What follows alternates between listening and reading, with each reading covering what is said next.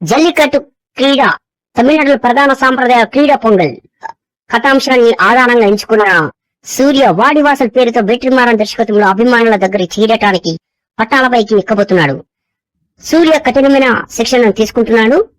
ఈ చిత్రం వి క్రియేషన్స్ పతాకంపై కలైపులి స్థానం నిర్మిస్తున్నారు. సూర్య మళ్లీ డబుల్ రోల్ తో ఆసక్తికరంగా సాగే కథనాన్ని ఎంచుకున్నాడు.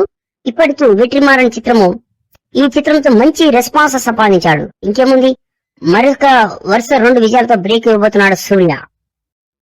బాలీవుడ్ విలక్షణ హీరో మాధవన్ స్కామ్ చేస్తే ఎవరిని వదిలిపెట్టాను హిసాబ్ బరాబర్ మూవీతో ప్రేక్షకుల నుంచి మంచి మెసేజ్ ఇవ్వబోతున్నాడు.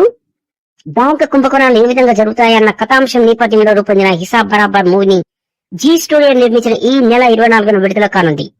మాధవన్ ఒక భిన్నమైన పాత్రను పోషిస్తూ అవినీతికి వ్యతిరేకంగా ఎలా పోరాటం చేస్తాడో అనే దానిని ఈ నెల 24న థియేటర్లో చూడవలసిందే.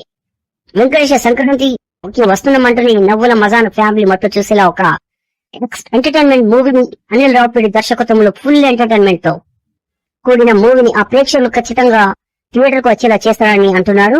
ఈ నెల 14న విడుదలకు సిద్ధమవుతున్న ఈ మూవీ కబుర్లు పంచుకుంటూ నాకు విజయాల పరాజయాల లెక్కలు వేసుకుని ఏజ్ దాటిపోయిందని నవ్వించాడు.